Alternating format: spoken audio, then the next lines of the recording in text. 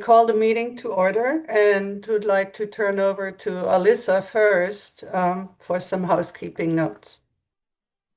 In the event of an evacuation at the resources building, everyone must remain calm, take all your belongings, and proceed to the nearest exit out of the building. Staff will gather at the evacuation point at 1615 9th Street, and the public is welcome to join. Note that no food and beverages are allowed in the meeting room. Thanks very much, Alyssa. So regarding the public comment process, we will take written questions and comments from the public throughout the meeting. Please follow instructions on your screen and on the meeting notice. And we will move on to the roll call of ISB members to establish a quorum. Peter, are you there? Peter? Yeah, good morning, everyone. Peter Goodwin, and no new declarations. Thank you. Kathleen? Kathleen Jones, no new declarations. Tanya? Yeah, Heikela, no new declarations. Steve? Plumley, no new declarations. Diane? Diane McKnight, no new declarations. Anna? Emma Collette, no new declarations. Obi? Jayanta Besekar, no new declaration. Kenny? Kenny Rose, no new declarations. And Lisa? Lisa Wanger, no new declarations. And I'm Inge Werner. I have no new declarations. So we have a fairly concise agenda today, but also a very interesting one. We will learn something about the Interagency Ecological Program from Stephanie Fong and its role in coordinating research and monitoring. And we will also learn in a kind of a separate part about the regulatory landscape for contaminants monitoring. Delta lead scientist Lisa Marie Wyndham-Myers will give us a report, including how the Delta Science Program is addressing our comments on the 2026 Delta Science Plan. And we will discuss the draft summary of the Emerging Climate Science Symposium. So so comments aren't due yet, but I'm hoping everybody had a chance to look at that. I see Stephanie. Welcome, Stephanie. Thank you for being here. Thank you. Are there any public comments?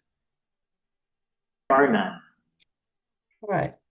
So we'll move on to my report and business matters. So today is the day when Annika Agrawal is starting, our new postdoc. She will primarily be assisting with the contaminants monitoring review. And just to provide some additional information, the position is funded by the Delta Stewardship Council and administered by the California Sea Grant. And at our May meeting, we will have both Dr. Agrawal and Dr. Burns, our ISB State Fellow, provide a more in-depth presentation on their research background and interests. For today, I will let Dr. Agrawal briefly introduce herself. Annika? Good morning, everybody. I'm excited to be here. And on my first day, I'm excited to be at this meeting. My name is Annika Agrawal. I just completed my PhD at the University of Connecticut, where I focused on ecotoxicology and understanding how mercury and methyl mercury move through coastal food webs.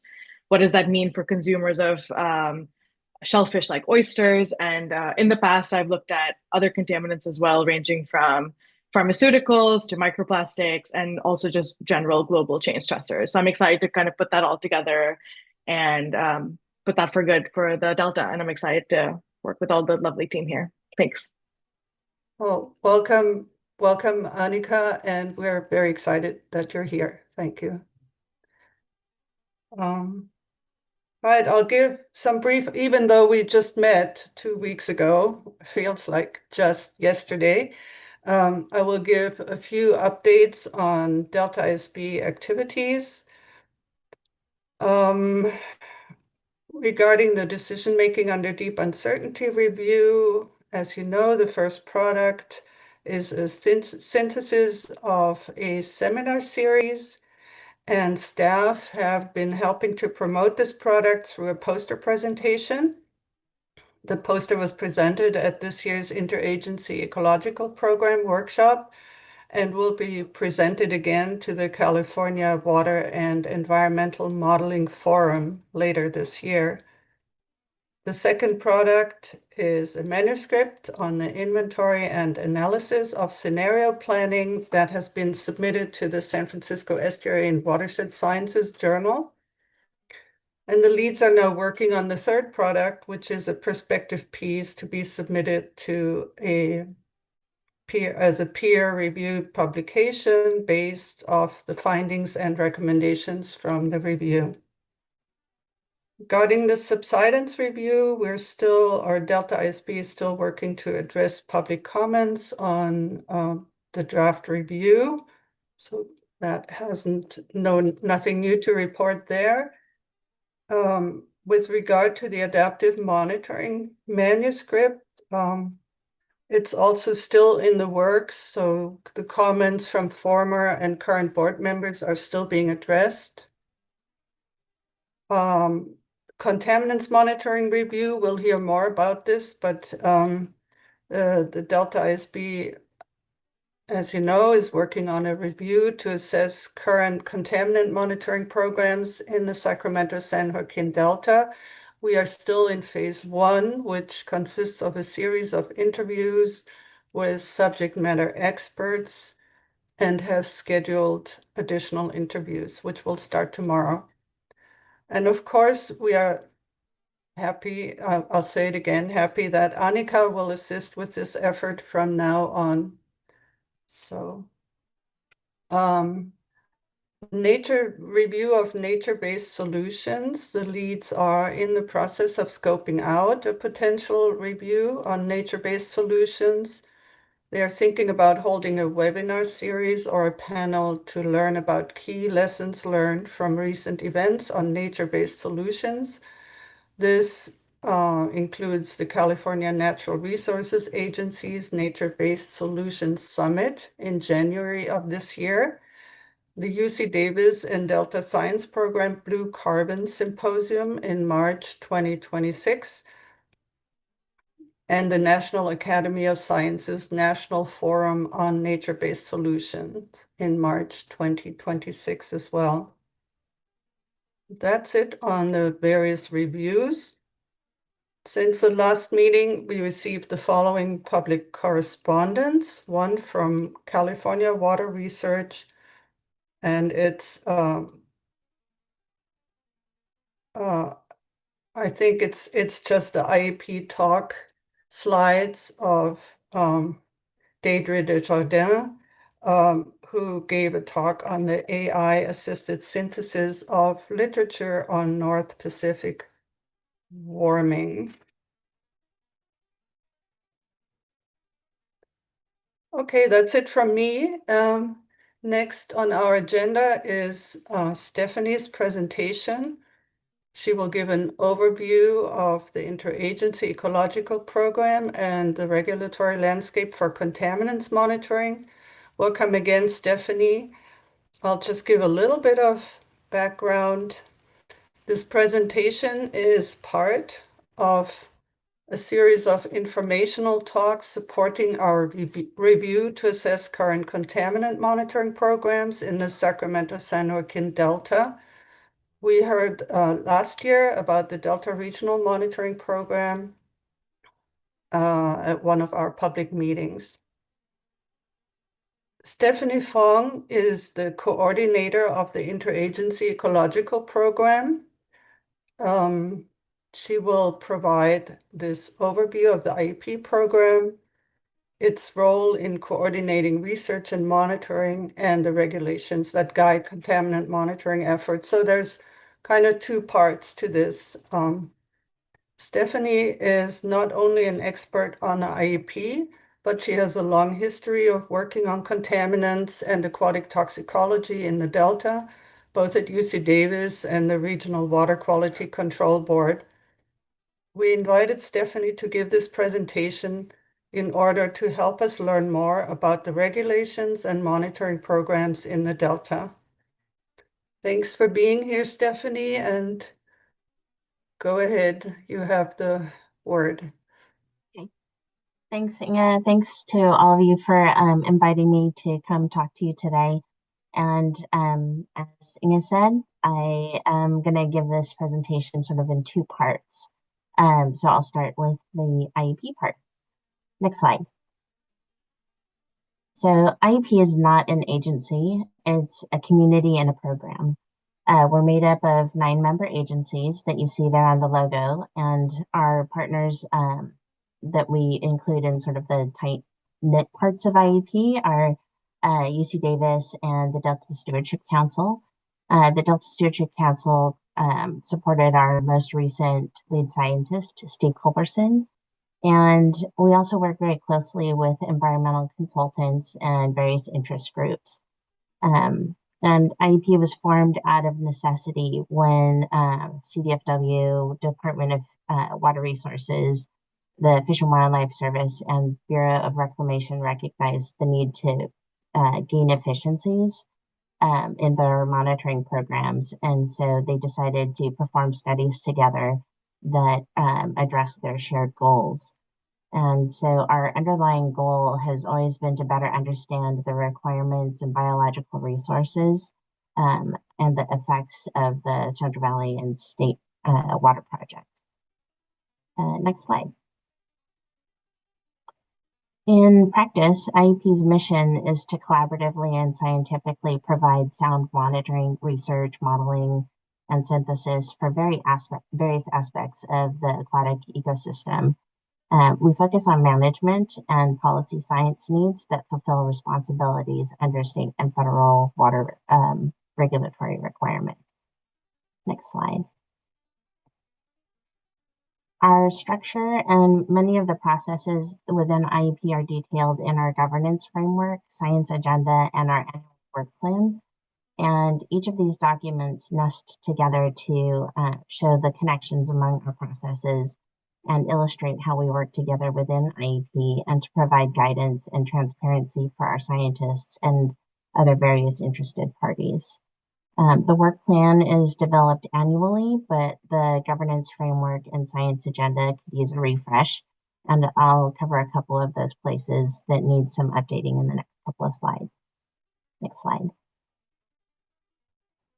So this is our existing org chart, and I've divided it into 2 slides showing the largely internal portions on this slide and the more public-facing portions on the next. And the yellow boxes indicate dormant teams. But IEP has worked in an integrated bottom-up and top-down approach for decades.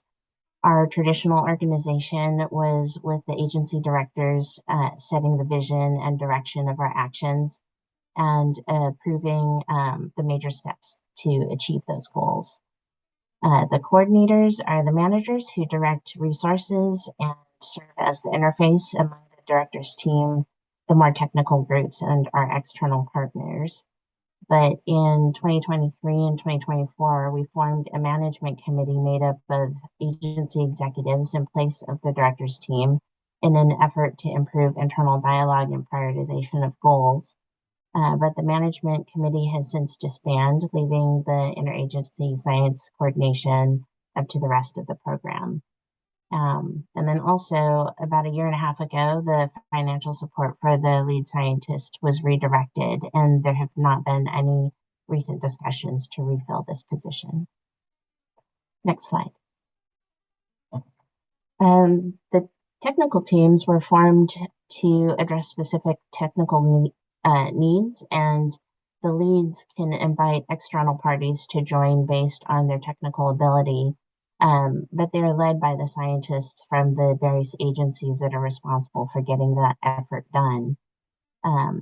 Really, this larger box is where we focus on the public involvement on technical information, and these are our project work teams. And as you can see, we have quite a few of them. again, the ones that are yellowed out are dormant right now. But at least one agency representative has to chair each of these groups and provide connectivity to the larger program. And this is really where the topic-specific science can really have good discussions. Next slide. So Krista Hoffman from CDFW and Amelie Segara from UC Davis are our contaminant work team co-chairs. The Contaminants Work Team provides a quarterly forum where scientists focus on research that advances the understanding of contaminants in the Bay Delta ecosystem. Discussion topics on focus on chemicals, sources, transport, fate, and that sort of thing are all discussed, as well as portions that are upstream of our estuary. The Contaminants Work Team has not only been a really great forum for discussion, but Amelie has really been leading the team to productive contributions in the shared science around contaminants. And I'll highlight a few of their recent accomplishments in the next slides. Next slide. So as some of you know, the Contaminants Work Team hosted a brainstorming session in support of the development of this review, where they generated over 100 comments from participants that were formally submitted and as part of this process.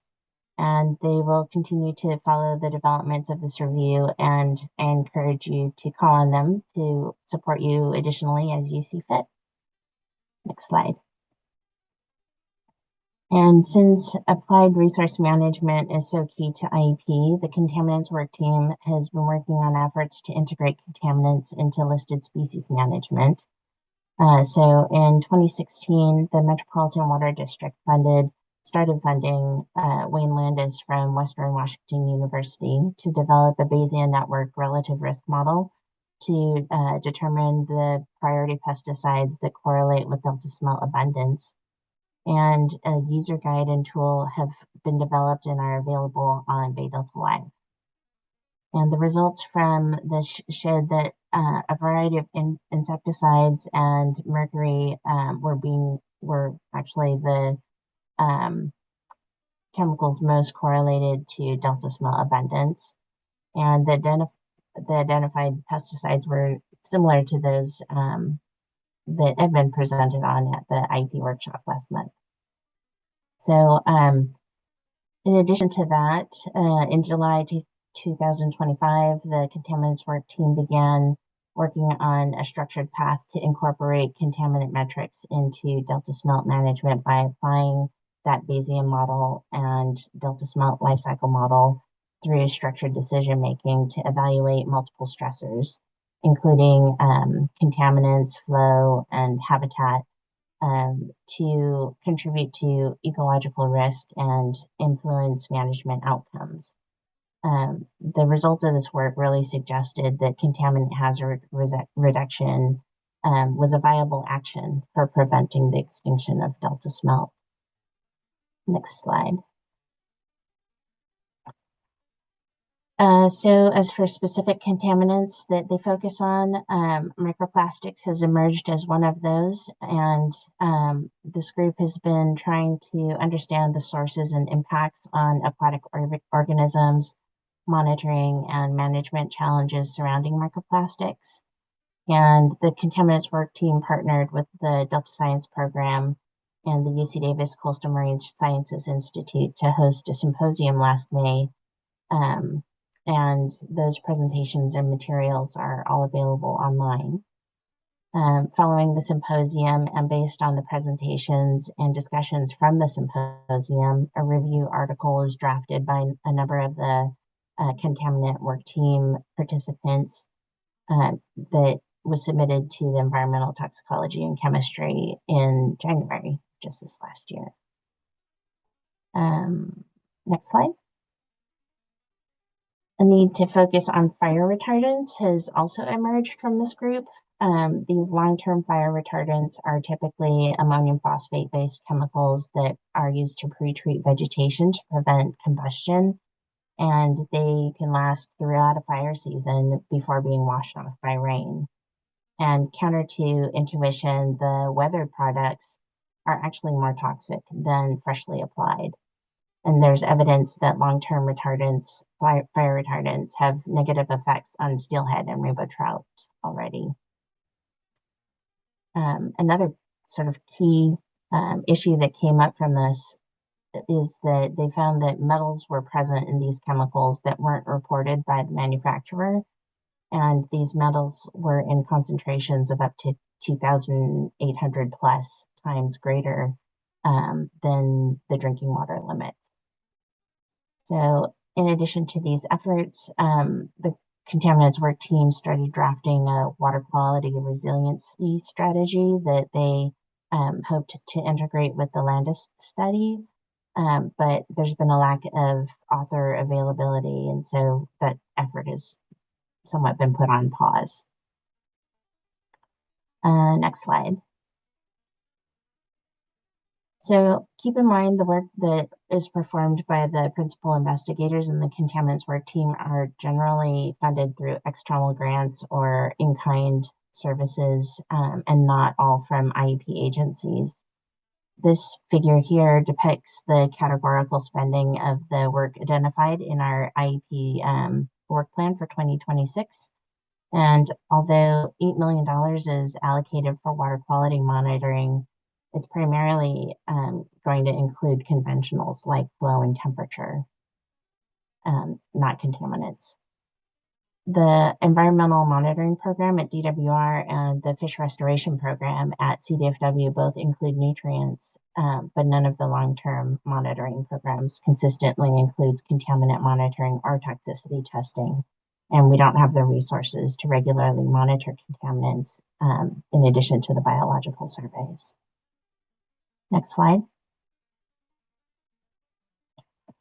So we have employed contaminants into very special studies over the years, and the EMP started some metals analysis back in 1975, and they added a number of pesticides in 1988, but they haven't regularly monitored them since about 1993. And of the pesticides monitored, they were predominantly the insecticides of the time with a handful of herbicides and fungicides mixed in. And special studies were really conducted to document loading mechanisms, trends, and just to get a general understanding of contaminant issues on things like the food web or bioaccumulation. And then in 2027 through about 2019, a special study was performed to evaluate different types of vegetation management and their effects on mercury methylation, where disc fields resulted in lower concentrations of methylmercury production during flooding. And around the same time, DWR produced a study to understand how augmenting summer and fall flow pulses with ag returns would affect pesticide exposures to delta smelt and salmonid habitats, as well as lower trophic levels. And mixtures of hydrophobic chemicals were frequently present and increased substantially with tailwater pulse flows containing rice-associated pesticides. Next slide. Beyond that, we've had a number of contaminant-related presentations at our IEP workshops, and just this last year, we had a couple of them by your Stewardship Council staff. Next slide. But other topics that are contaminant-related and of concern to IEP managers include the control of golden mussels and aquatic vegetation, and growing fish on rice fields. Potash is used as a fertilizer to improve crop yield, but it's also been effective in controlling zebra and quagga mussels. So it's being considered for the control of golden mussels as well now. And managers are also considering the use of copper to control golden mussels. And I can't help but think about how copper brake pads have taken 10 years to phase out after showing its connection to things like fish lesions, olfactory impairments, and reproductive impairments.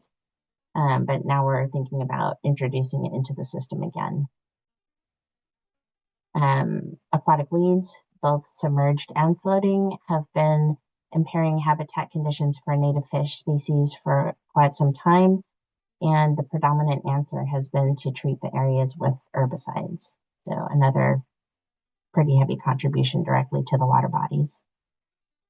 And then there have been many benefits highlighted for growing fish on rice fields, like the collaboration among the groups, the increases in zooplankton production, and that fish can grow 2 to 5 times larger and up to 8 times faster, potentially improving their chances of surviving to the ocean.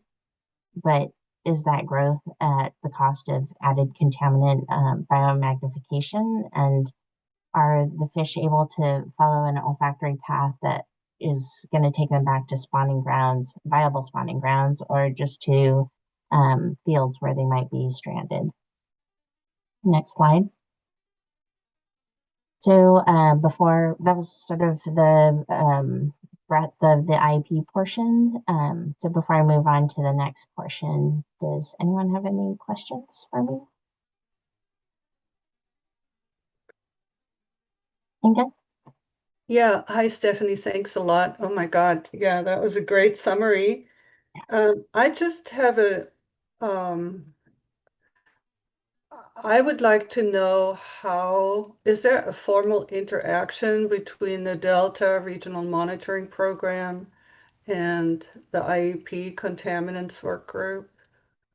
Yeah, we have been on the Delta RMP's steering committee for years, but we represent coordinated monitoring, as does another group. But because we haven't really been able to find any ability for our programs to really be integrated, I've just sort of remotely been tracking the work of the Delta RMP at this point.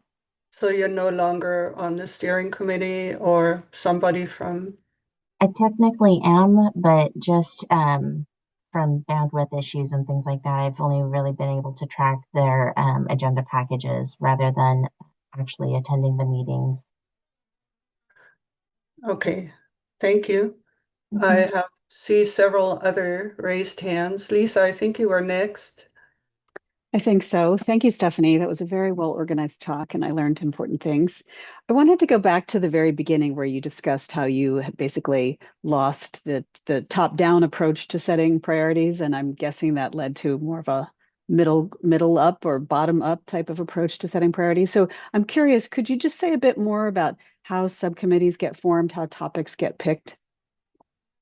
Yeah, normally what we tend to do is our synthesis team pulls together a summary of the work that they've done the prior year and generally tries to create a new list of things that they see on the horizon that we bring to the executives, managers, whatever you want to call them, directors team at one point, management committee at another point, where we sort of promote the new scientific topics from the bottom up that were biggest topics, right? We try to ask the executives for their input, but unfortunately there hadn't been a lot of it. And I think honestly, the disconnect is often because of the levels of information and understanding of the number of steps it takes to get to that information. Policy always seems to need a very simple answer, but the many scientific studies that it takes to actually answer that in any decent way is far more than many people understand. And so it has been a very difficult sort of balance between the top down and bottom up. And so now that there's been the disbanding of the management committee, we are working on things bottom up. And then once we have things at the coordinator team level, we're trying to work within our own agencies to elevate those interests. And our coordinators meet every month, and part of the standing agenda is that we talk about hot topics that are coming from our own directors and our own agencies so that we can share that with the rest of the group. All right. Tanya. Yeah, thanks so much, Stephanie, for the great presentation. I guess my question ties in a little bit to Lisa's question, but I was thinking on that last slide you had of the topics of management concern, where you were mentioning some of the issues with, the use of copper for treating golden mussels, some of those other topics, whether or not there's or to what extent there's good coordination happening between the various task teams that or the work teams, and does that happen through the synthesis team, or like when you're thinking about some of these issues where there are intersections between, say, contaminants and invasives, or these cross-system issues, like where does that kind of dialogue happen in the IEP? It can actually come from multiple places. So you're right, the synthesis team is a big place for that, but the project work teams and the quarterly project work team chair / stakeholder meetings are probably the other place where we would have that come together the most, because our quarterly meetings are where the individual project work team chairs can sort of report out on their most timely and interesting things that are happening at the time. People then can sort of discuss across their project work teams, and that's where we can maybe identify some of those cross-topical needs a little bit more. Cool. Thank you. Yeah, but yeah, a lot of the synthesis activities really do move across topics because of the various management questions that come up. And so I alluded to some of them with, addressing like flow actions and things like that. Those have been very typical synthesis type questions. All right. Thank you, Stephanie. Next is Obi.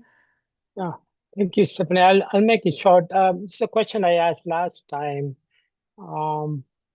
I was curious, the synthesis you're talking about, does it include the synthesis from the symposium you just had?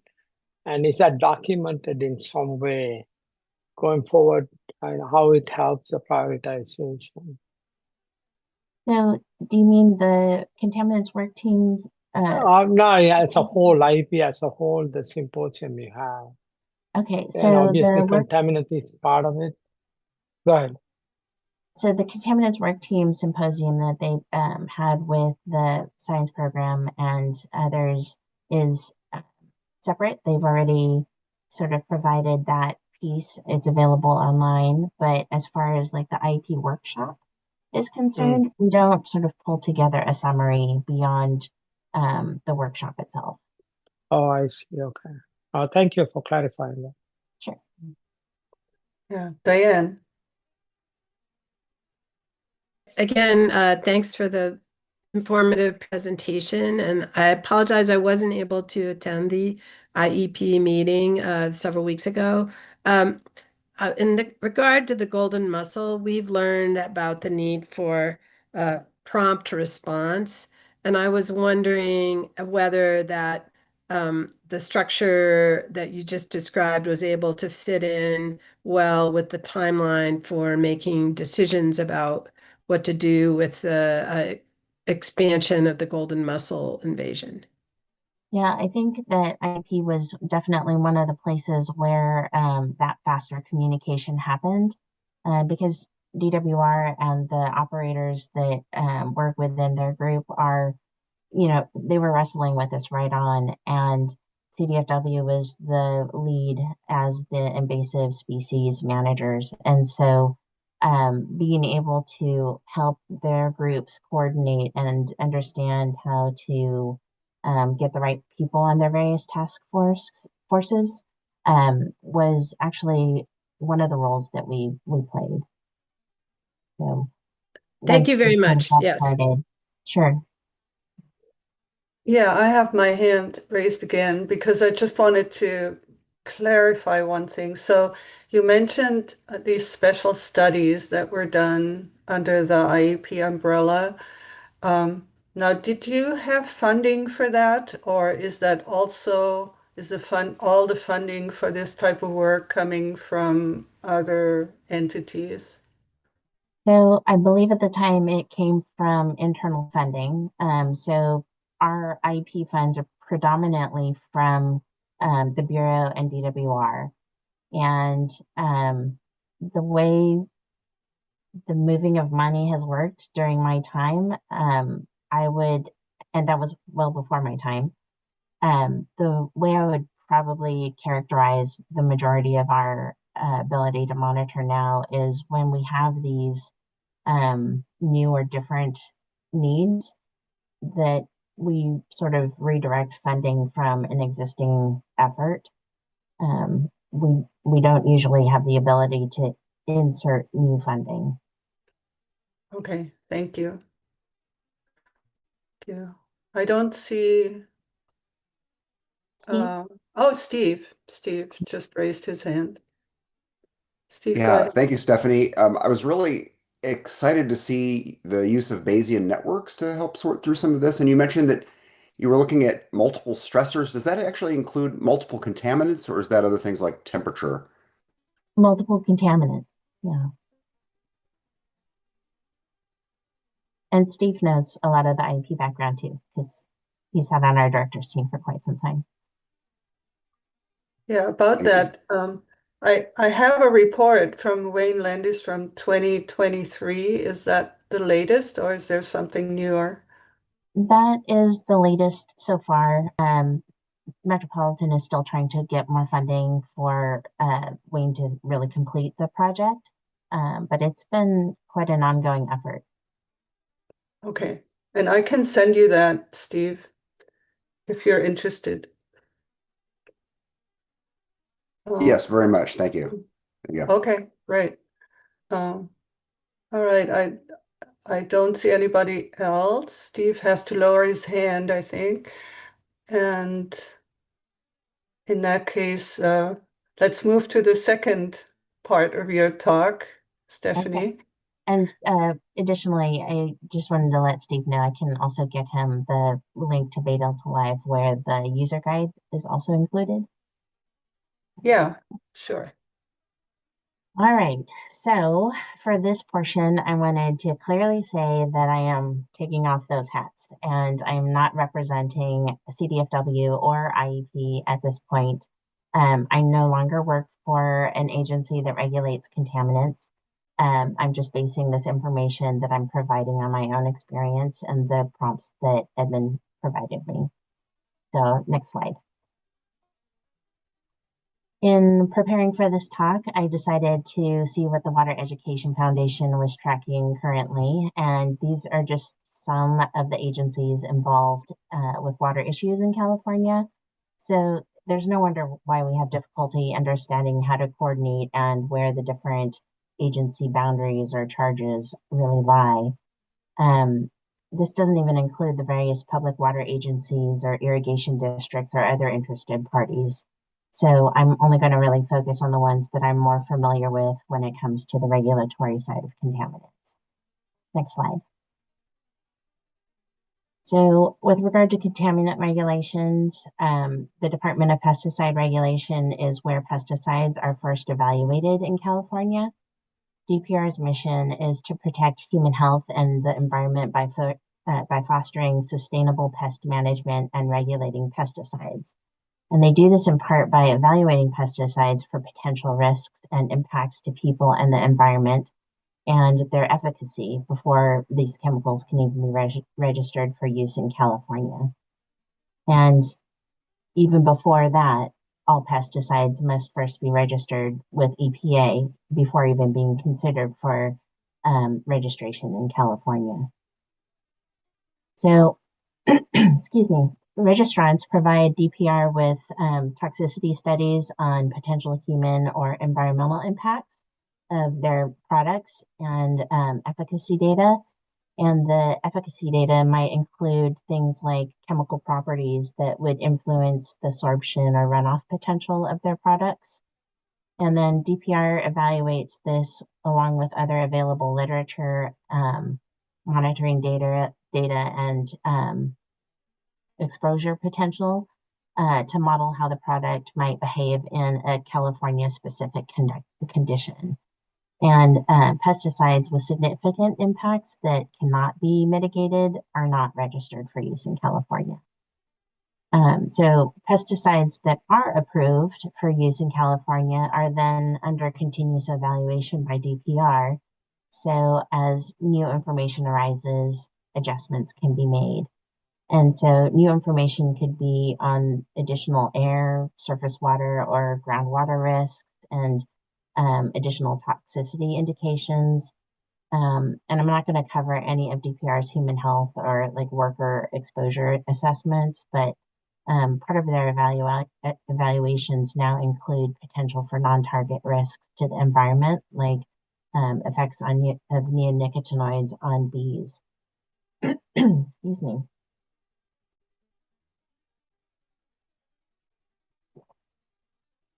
So you can imagine that there are quite a few different land uses from state to state that can affect the potential risk to humans and the environment.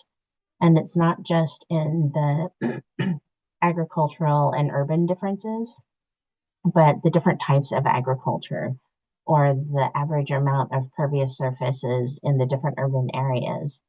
And DPR tracks the pesticides used by professionals and also through sales. They collect their own monitoring data that also includes like residue information. And then they can either like call for label changes, reevaluations, added restrictions, or even cancel a registration of a pesticide, depending on the new information that's available. And since others are probably, the other topics are more intuitive, I'll just cover some of the possible label changes that could be a variety of things, like how pesticides are approved for application.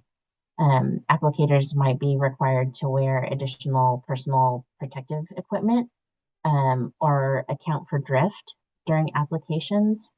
And in past studies actually showed that there was runoff from driveways and other impervious surfaces, and combined with toxicity information to non-target species that resulted in DPR requiring urban pest control companies to change their practices.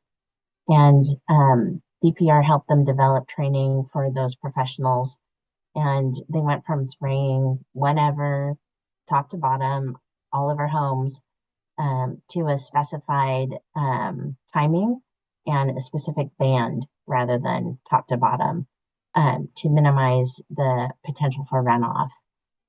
And there were also studies that showed much higher concentrations than expected in some urban areas. And it was thought to be that the homeowners were part of that problem.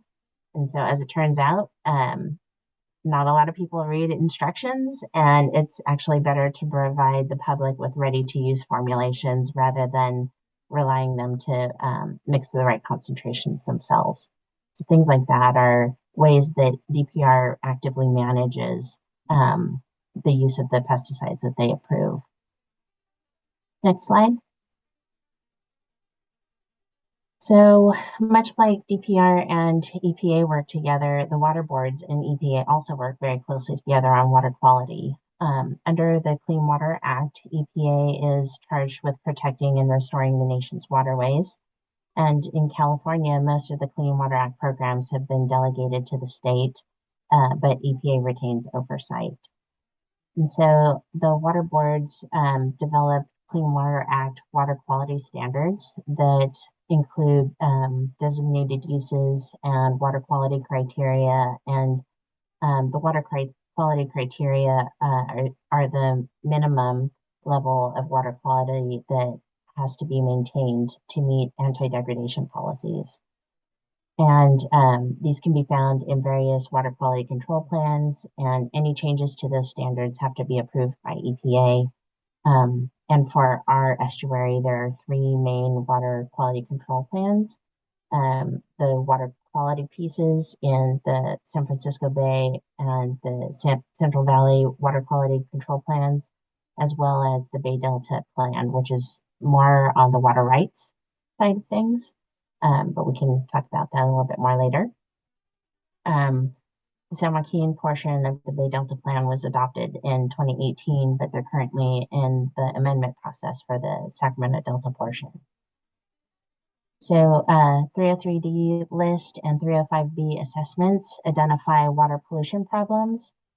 List of water bodies can get financial assistance from EPA to monitor and develop control programs for those listed contaminants and water body stretches. Total daily maximum loads, or TMDLs, refer to the programs that monitor, develop, and implement those maximum loads for various contaminants, and those are specific to water body stretches. So an entire American river could be subdivided for different types of contaminant loading, depending on what their area-specific needs are. The TMDL will identify the methods that they think need to be attained, methods that need to be employed to attain the proper water quality standards. And then the NPDES program controls point source discharges of pollution. And point source really refers to the fact that they've got a direct discharge to waterways, especially like sewage treatment plants and refineries or municipal stormwater systems. And then non-point source programs address a wide variety of activities, including urban development, agriculture, and forestry, where the discharge is often indirect or more diffuse. And then the Clean Water Act Section 404 program manages discharges of dredge or fill materials to waters of the state. Port of Cologne, the other really important document there, is something that actually predates the Clean Water Act and is within the California Water Code. It laid the foundation and the structure for this comprehensive, robust approach to water quality protection. And it's often more stringent than the Clean Water Act. It was what actually established the State Water Resources Control Board and the 9 regional water quality control boards. And it empowered them to develop and enforce water quality objectives. So it protects both surface water and groundwater, where the Clean Water Act focuses more on navigable waters, and it promotes participation, public participation in management decisions. It also calls for beneficial uses to be designated for water body segments, which the water boards then have to balance the protection of.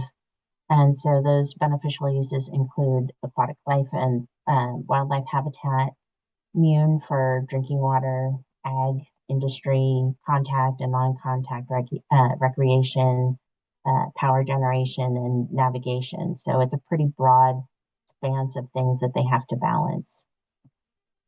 And Port of Cologne's anti-degradation policy is a proactive measure to prevent additional decline and ensures that even if water quality standards are met, that we maintain and protect the high quality waters from degradation. It's meant to be a safeguard to protect backsliding on environmental protection. Next slide. So the Division of Water Quality within the State Water Resources Control Board includes quite a few programs that are there to meet this charge. And this is only a subset of the programs that I thought you would be interested in knowing about. Each program focuses on protecting water quality as it relates to their specific topic. And the ones circled are directly connected to the Clean Water Act programs that I just mentioned. One connection I should probably make is that the 401 certification and wetland program is responsible for minimizing destruction of wetlands and waterways, and it's very closely tied to the Section 404 program for the Clean Water Act.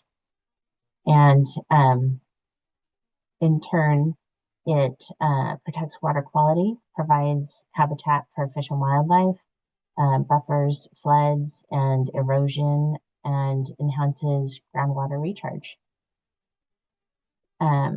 Under the Clean Water Act, there has been a lot of success with jurisdictional waters or point sources, but we're still very challenged with a lot of the non-point sources.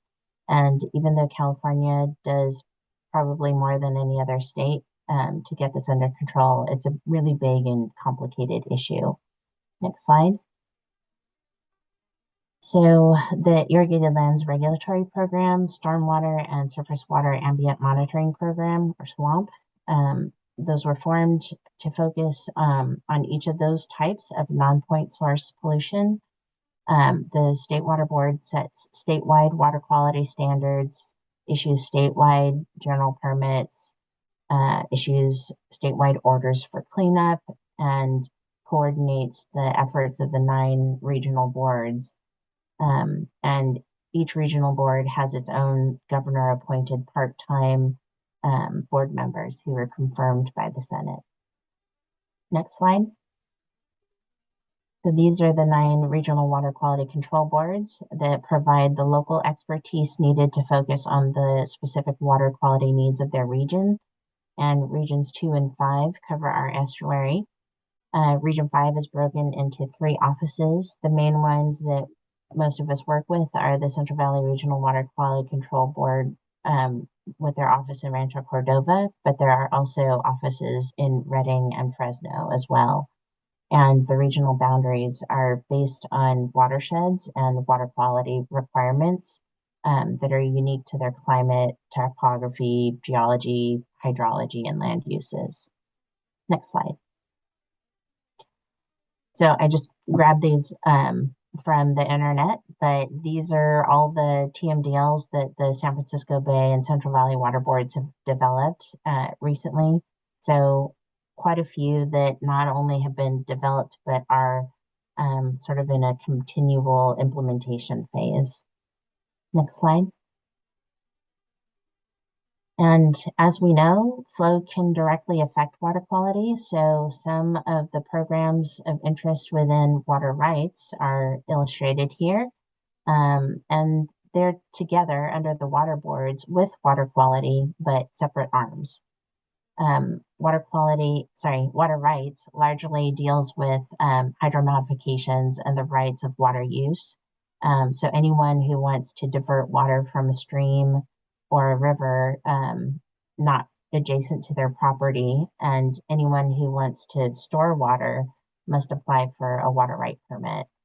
And these water right permits specify the amount and the conditions under which water can be moved or stored. And water diversions are the biggest modification and are under the purview of the State Water Resources Control Board and not the regional water boards. Next slide. So our greatest challenge that I think we have is that we still don't have a really robust long-term monitoring program for contaminants. The efforts of the Bay and Delta regional monitoring programs, DPR's monitoring, and even most special studies are not being thought of in a very collaborative manner, and they really focus on chemical analysis. So although the technology for chemical analysis has improved by lowering detection limits and the use of non-targeted chemical analysis, we still have a very limited understanding of contaminant effects. Using toxicity testing to complement that chemical analysis helps us understand things like bioavailability and allows for incorporation of multiple stressors rather than evaluating them one at a time. And I know a key complaint about toxicity testing is that it's expensive. So maybe it's time to invest more in developing testing protocols that are faster or cheaper. We need to be able to include non-target effects in risk evaluations because I feel like we need to educate more people on things like the fact that herbicides can cause negative effects on fish. So we can get away from people assuming that plants are the only things that are affected by herbicides. There are many non-target effects that we know about already. But I feel like building some models would really help us here. We need to test multiple types of aquatic species to really understand contaminant effects on our ecosystem too, not just invertebrates, not just fish, incorporating different levels of species testing would be much better. We need to develop quantitative models that use adverse outcome pathways to predict population level effects based on individual sublethal effects. DPR works in a world where registrants are providing information based on formulation of a proposed pesticide, but those formulations are protected by intellectual properties and trademarks. The rest of the world has to work to piece together what those active ingredients, inactive ingredients, propellants, synergists, things like that are to try and understand what we're actually dealing with. And there's an inconsistency or an incongruency with how the water boards monitor and the listed water bodies. TMDLs have progressed from single chemical control to being able to group most of a chemical class, which is better. But I really hope that we can get to a place where we can evaluate chemical interactions based on their likely linked mode of action. Right? Yeah, I mean, PFAS, disinfection byproducts, volatile organic compounds, and some metals are all known to target the kidneys, but because they're different types of chemicals, they aren't grouped together to assess additive risks, yet they're all found in the waters of the state. And we need more mixture studies to inform the creation of those quantitative models that can incorporate these various types of contaminants into risk models with other water quality metrics. Because ideally, these models would allow us to assess risks under different flow regimes and better understand how the system might respond to different seasons based on chemical use and things like that. And finally, I think we should be promoting contaminant controls through multi-benefit actions where we can. And there will be a symposium on just that later this year. And I wanted to be clear again, these are my opinions here and not those of the agency that I work for or IEP as a program. So any questions on that portion?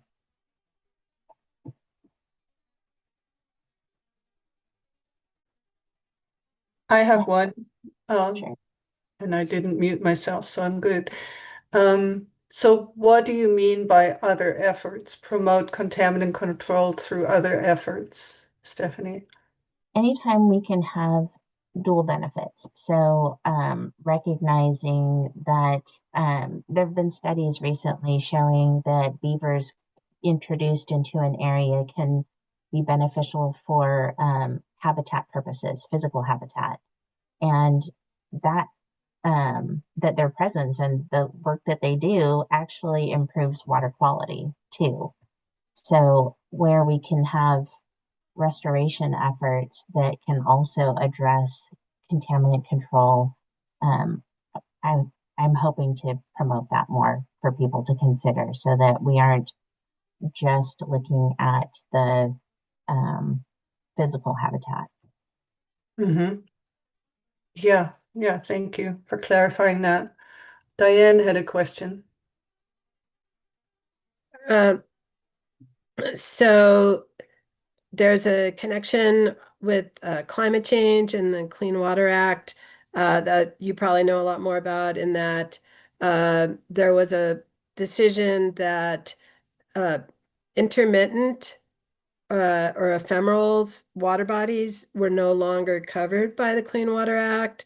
And with extreme drought, some streams that flow all the time, or due to say groundwater extraction, so there's no base flow, that can result in some headwater and even second and third order streams being challenged as no longer being perennial streams. And do you see this as a challenge within the regions that affect the Bay Delta system in terms of the headwaters? That's a really good question. Well, thanks. I've been thinking about it in Colorado.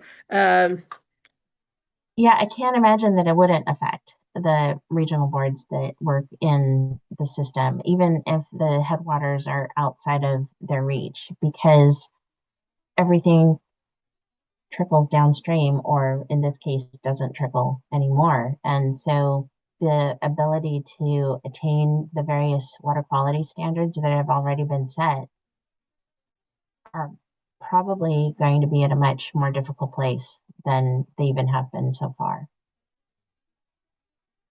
And how we might help them, I don't know.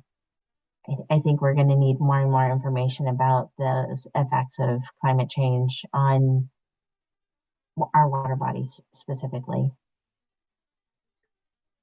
Well, I would just like to add, I mean, what it sounded like would also affect things like vernal pools. Mhm.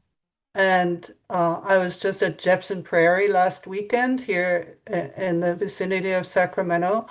That has a lot of them, and it is just incredible how many endemic species there are that actually need that life cycle, of drying out and during the summer and then being replenished in the spring. So that would be rather awful, I think. Well, I mean, these are those changes to species diversity that we have to be thinking about in the chess steps, the multiple long-term sort of results of the decisions of today. And I don't know that we're at a place where people are thinking that far down the road yet. I know academics tend to more often than not, but when it comes to those who are actually making policy decisions, they're wrestling with the moment more often than they're able to really project for the future. So I definitely think that's a challenge. Yeah, definitely. Any other questions for Stephanie from the board? Well, you stumped everybody. Well, and that's really on the regulation side of things, even though so many others, really do work in the water quality realm. If you do have other questions, and I might be able to point you in the direction of folks who are currently working on those types of things, feel free to send me an email requesting, what you're looking for. Mm-hmm. Well, thank you so much. That was great presentation, Stephanie, and definitely very helpful in our review. And we already had our interview with you, but there's so much knowledge in your that you have accumulated that we might come back to you with additional questions for sure. So, Absolutely. yeah. So, are there any public comments at this point, Edmund? There are any, but since it's a major item, it's going to give a few seconds for folks to raise their hand if they have a public comment or question. I cannot hear you very well, so. Oh, sorry. I will say we don't have any public comments at this time, but I was just giving a moment for folks to raise their hand because this is a major agenda item. But with that said, I don't see any raised hands, so no public comments. Yeah. Yeah, okay. All right. Well, no more questions from the board at this point. And thank you again, Stephanie, for being here and taking the time to enlighten us. And we will see each other or hear from each other more, I'm sure, in the process. Thank you. My pleasure. Anything I can do to help, let me know. Thank you. Thank you. Much appreciated. Okay, it's 10:05. I think we may want to take a little break at this point. 20 minute break, or a little more. I would say let's come back at 10:30 on the break, and then we continue on with the Delta Lead Scientist report. I think we're all back. Yes, welcome back to the April meeting of the Delta Independent Science Board. And agenda item 4 today is the Delta Lead Scientist report. Welcome, Lisa Marie, and you have the word. Great. Thank you, Inge, and thank you, board members, for having me back.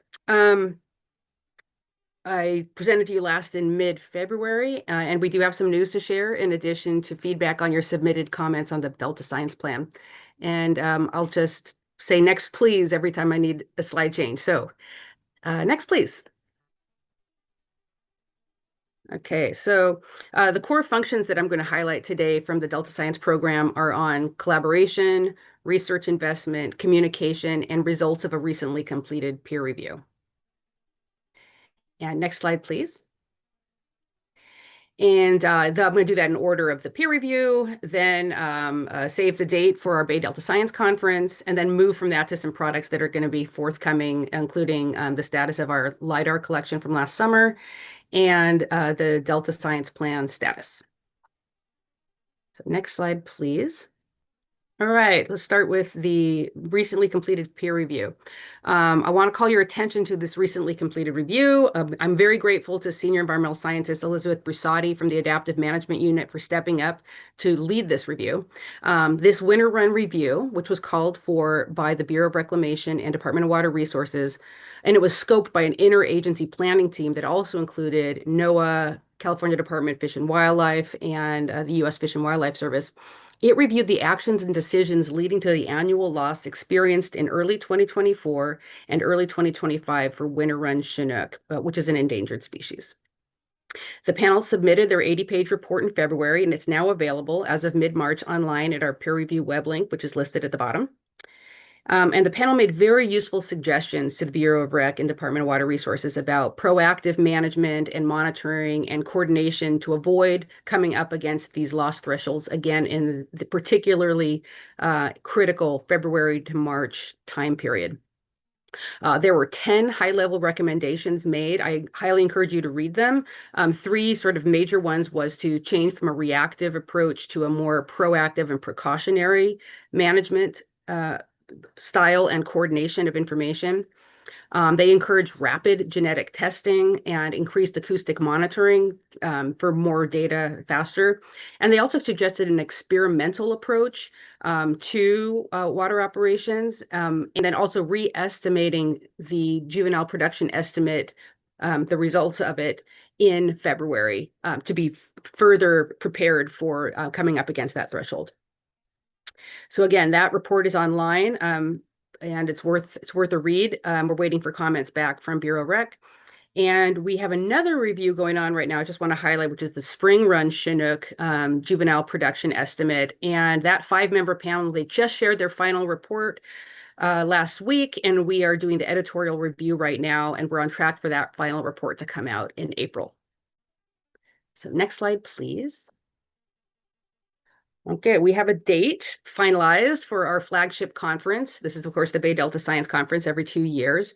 It'll be at the SAFE Convention Center in downtown Sacramento. It's co-sponsored by the Delta Science Program and the U.S. Geological Survey.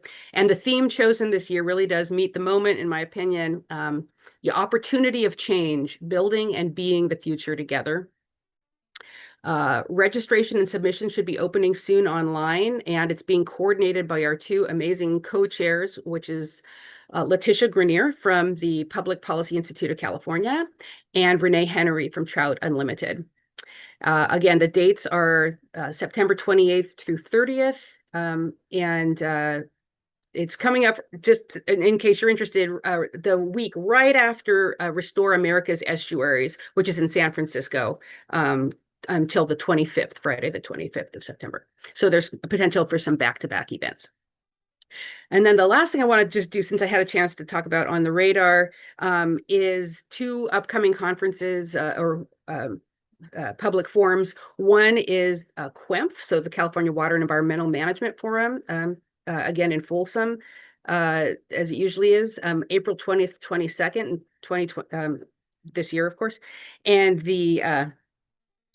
we will be there with a session on collaborative modeling in the Delta, highlighting the 3 directions that our teams have been pursuing on forecasting and management options for salinity intrusion, harmful algal bloom prediction, and tidal wetland food web restoration under the terms of this emerging Delta modeling collaboratory. And the other one to highlight is Co-Equal, the Collaboratory for Equity and Water Allocations. It's a UC-funded project. That one is wrapping up, and they're ready for their public launch of data, models, and tools for diverse users and questions. And we're hosting them in the California Natural Resources Building from 1 to 5 p.m. On June 4th, which is a Thursday, and it includes an interactive hands-on experience with the website. So just want to put those on your radar. And now we can move to some products. Thank you. Okay. So other things on your radar for later this summer. Last week at the March Council meeting, we introduced an early look at the LiDAR-derived elevation data that was collected from a plane last summer. These data are literally shining a light on the Delta that we have today. My co-presenters that last week were Megan Nguyen from our science program, Irina Ushakova from Department of Water Resources, and Alex Bro from San Francisco Estuary Institute. And together we shared a new view of our landscape and where we are in the process of making the first ever seamless elevation map of the estuary. Next slide, please. So an update to the elevation map of the entire Bay Delta estuary has been needed for years, but the people, the funding, and the coordination to make it happen had never come together at the same time. For decades, every time someone needed elevation data in the Bay Delta, they went out and collected their own with their own equipment and their own standards, their own patch of geography. So in the end, across the estuary, we had a very different sort of patchwork of sites, different quality levels, different seasons were collected, and different years were collected. So if you only cared about your site at that point in time, that worked fine. But if you wanted to study the entire system and understand how water moves, where flood risk concentrates, or how restoration decisions ripple across the estuary, you needed a consistent, high-quality map of the whole thing, not a patchwork. Next slide, please. Further, lots of changes to the landscape have happened over the past 8 years. Just in 2023, the atmospheric rivers brought on significant levee breaching at Casumas River, for example. We also have intentionally breached levees for the intention of restoring tidal action to wetlands, like here at Lookout Slough in 2024. And then meanwhile, sea level rise just keeps happening, and we have impacts of flooding on major infrastructure throughout the Bay Delta, especially here's a good example from Marin on Highway 101. Next slide, please. So the opportunity emerged last spring to join forces on a full estuary mapping effort led by the Wetland Regional Monitoring Program to expand beyond just their update for the Bay. The Delta Stewardship Council saw the potential and the need across both the planning and science programs. So we partnered with the California Department of Water Resources to scope this quality level 1 or QL1 product of the entire Bay Delta at one time, using the same equipment, same standards, same approach from start to finish, including consistent water conditions, collecting data during summer low tide and low water where it was possible. And we contracted with NV5 and GIDA to fly the planes, collect the data, and then survey the ground. Next slide, please. So the big reveal here, the results so far are amazing. Here's a prototype digital elevation model of the estuary made by Michelle Stern. So we now have a QL1, better than 10 centimeter vertical accuracy map at a 1 square foot. spatial resolution for everyone working in the Bay Delta. Flood engineers, habitat scientists, infrastructure planners, and the public. We're all looking at the same map, one that shows the landscape as it actually exists today. And facilitating these types of foundational layers is how the science program builds out our community, so that we're all looking at the same high quality maps and data, and that people don't stay in their little boxes and corners of the Delta, but are able to work across the landscape on issues that we all care about, like predicting water movement and mixing with hydrodynamic models, or prioritizing sites for ecosystem restoration, modeling flood risk, and ultimately just tracking rates and directions of change, which is especially important where investments have been made for levees or crops or for wetlands. Next slide, please. So let's just zoom into an example from Dutch Slough. On the left is the 1 meter resolution DEM from digital elevation model from 2017. And then you can see that the levee was breached between 2017 and this current 2025 LiDAR, letting the tides into that subsided farmland area, which is the pink area that's now purple. And then a marsh emerged in the blue-purple area that was planted, and it's growing behind an interior levee. Things have greatly changed on the ground. So we now have a tidal drainage system growing, and we can see it with finer resolution, resolving things like tidal creeks and channels. Very specifically, with 12 LiDAR points collected per meter squared, not the 8 normally associated with QL1, or the only 2 points collected with a QL2 map, which is what we had prior. We can penetrate canopies better for ground points to get base elevations. So the quality is enhanced, and the ability to track changes has just become an emergent, exciting opportunity for all of us that are working in the Delta. Next slide, please. And then a further benefit to the estuary is that we collected these at low water levels, at least lower water levels that had been done that had been done previously. The summer season is a special time because it has especially low tides and lower water levels, and it maximizes the detail that we can see from river channels and waterways down to the underlying terrain. And this point cloud is just showing you, again, sort of getting out into that, a little bit of bathymetry into this channel. Next slide, please. So, what exactly is LiDAR? It's becoming part of everyday life, so I'm sure you've heard of it. It's on our phones, self-driving cars, and in our case, we're using it for elevation mapping. And then for this project, we used LiDAR mounted on a fixed-wing aircraft, similar to the one you see below, and the sensor sends out pulses from a laser and records the return to measure distance and to create this raw data, that point cloud you saw earlier. Once the LiDAR data is gathered, it is processed using motion data from the aircraft and adjusted using boots on the ground surveys. And this ensures that we're getting accurate data from the sensor and providing the very best data to stakeholders. Next slide, please. So Arina Ushakova provided this slide as an example of the point cloud she sees on her laptop when she's working on this data. She's in the geomatics division. This example is Dutch Slough, where purple is ground surface and green is plant canopies. She highlighted this kind of high quality data is essential to stakeholders and decision makers.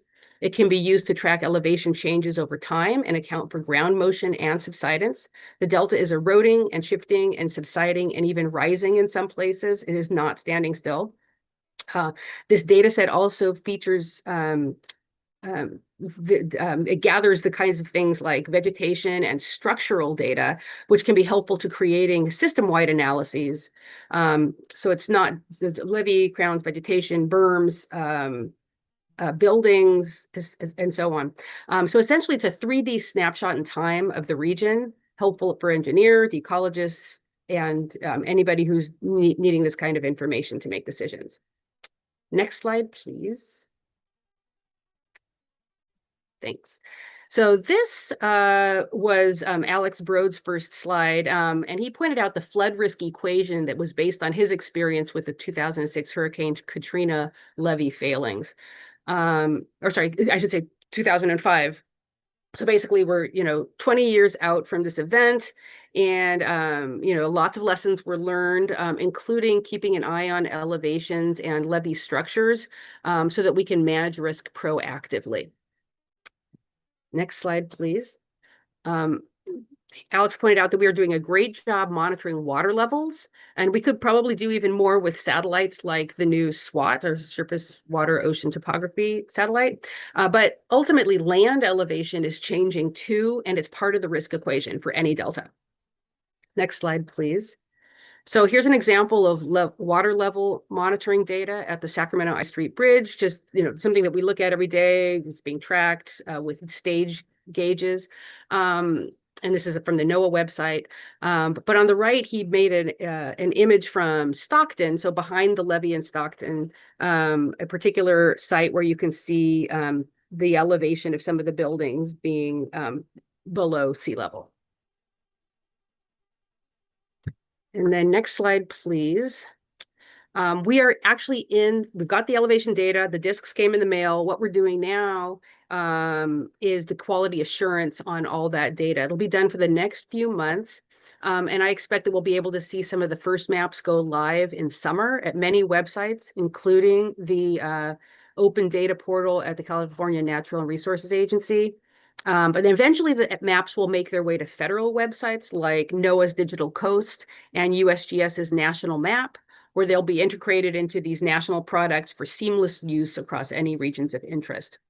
And I hope that this is the start of regular elevation updates using remote sensing tools, because this landscape is significantly changing physically, literally every day.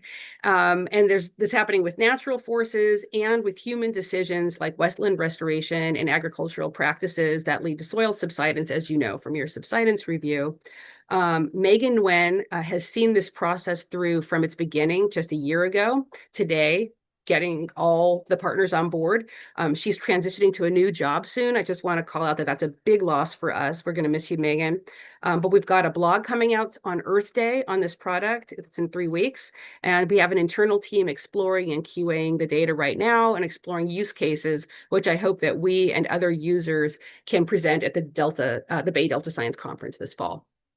And so again, it's going to be able to be tracked on the Delta Science Tracker. There's a QR code there if you want to follow that through time. And we're so grateful to all the partners that we've had in getting this foundational product out. And that's it for the LiDAR update. Next slide, please. We can move forward to talking about the Delta Science Plan. I want to highlight the status.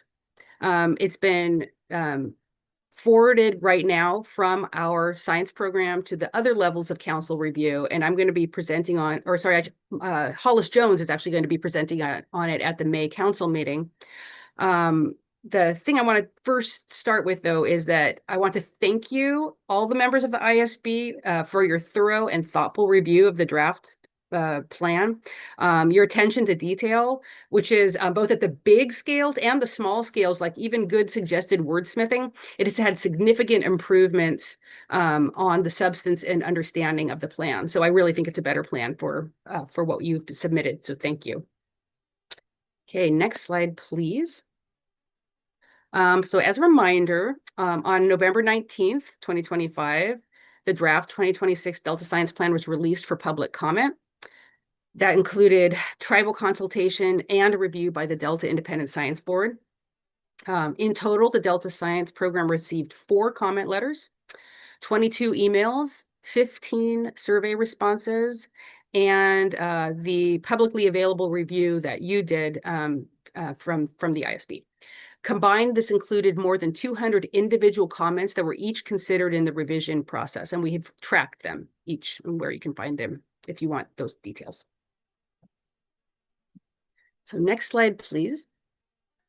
The ISB's draft response was provided to us on February 12th, 2026, and then you submitted your final on March 5th. As a reminder, we had requested that the ISB respond to the following questions.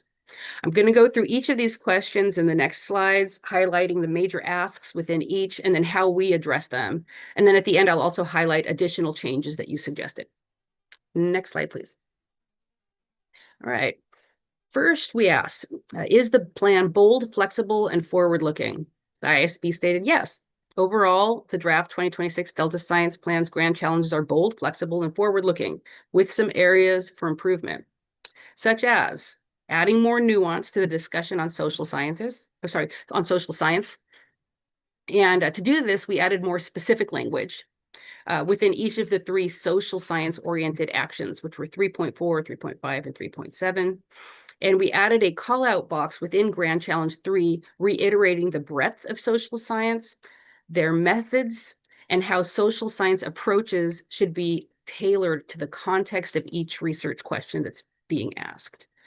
The next ISB ask that you asked of us was how additional efforts may be needed to build a well-trained and representative scientific community. One of the ways that we have addressed this ask is by adding a call-out box entitled Building the Next Generation of Delta Science Leaders that highlights fellowships, internships, and mentorship programs in the Delta, ranging from youth programs, such as the Estuary Youth Council, to postgraduate fellowships, such as the California Sea Grant State Fellows Program. Next, the ISB asked for greater emphasis on the understanding of hydrologic and geophysical processes in the Delta. We have added several references to the subsidence review and mention of subsidence levees and physical dimensions of issue throughout the section, but we note that some of this content is more appropriate for the science action agenda, we call the SAA, and we agree with the ISB that the next iteration of the SAA could be used to offer specific examples of the changes needed to further address these challenges. So to further highlight the difference between the actions included in the Delta Science Plan with the actions that are in the SAA, we've added a call-out box entitled Actions to Advance One Delta One Science, as both the Science Plan and the SAA include the word actions. And so we can track some of those later if you're interested. Next slide, please. All right, so then we asked, are the actions appropriate, actionable, and feasible? The ISB agrees that the actions are appropriate, but you highlighted some underrepresented topics such as levee maintenance and subsidence reversal, which we just discussed, and data accessibility, particularly in Grand Challenge 1 and 2. And this kind of comment comes up a lot about whether an action or example belongs in one Grand Challenge or another. So we've added a section to the executive summary and the intro, reiterating that many of the actions are cross-cutting and intertwined across Grand Challenges and themes. We've also added a connections symbol, which you'll see in the final product, to some of the actions that calls out additional actions from different parts of the plan that are particularly related to that action, so that they can be considered together. As far as the actions being actionable, the ISB agrees, but feedback points out a, quote, lack of specificity on responsible parties. And this comes up in feasibility as well. So that was done in the 2019 science plan, but we decided not to include the specificity on responsible parties in this round, as we didn't want to limit how the science plan is used. Within feasibility, the ISB also requests describing how each action connects to the science action agenda or other funding opportunities. And we are excited to further merge the SAA and science plan to achieve the vision of One Delta One Science.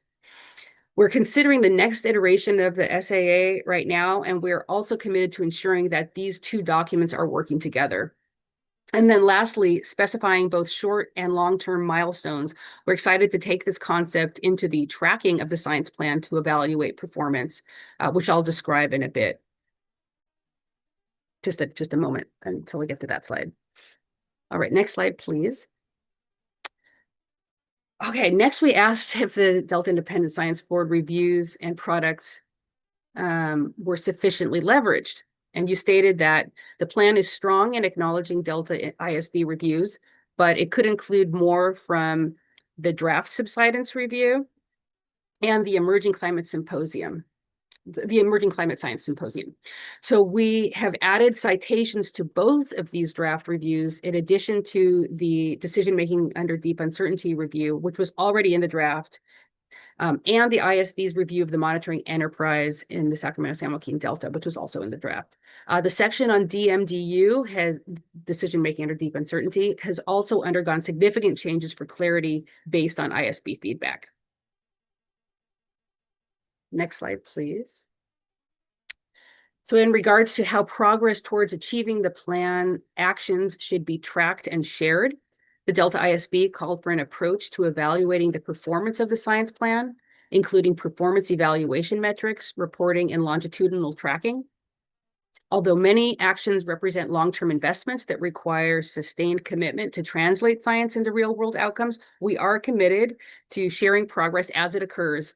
So each action will receive an annual progress assessment, which may evolve over time to be in the form of an annual meeting or a website publication or a presentation. We aim to find the most effective format for tracking and sharing progress.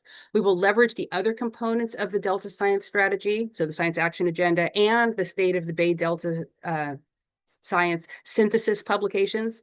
We'll leverage those along with the Delta Science Tracker to comprehensively evaluate both short and long-term performance. And while the way that this is communicated may change over the years, we are committed to this in the looking forward section of the 2026 Delta Science Plan. So you can see more details there. Right, next slide, please. All right, lastly, we asked the ISB to review whether the current momentums that were called out accurately reflect ongoing or planned efforts and if there was anything missing. The Delta ISB encouraged a revision to relabel the current momentums as foundational examples and to summarize any further steps being taken or planned for each action. We have since changed current momentum to be action examples to make the connection to each action a bit more explicit. And we plan to track them as part of each annual progress assessment. So that's the new way it's structured, from current momentum to now action examples. And the next slide, please. And so after these 5 initial, more high-level questions, the ISB review included action-specific feedback for each action and grand challenge, as well as an editorial section. So I won't go through each of these because there's a lot, but the action-specific feedback was particularly helpful for adding more detail, context, examples, and clarity to each action. And we really appreciate the time that the ISB gave to this review.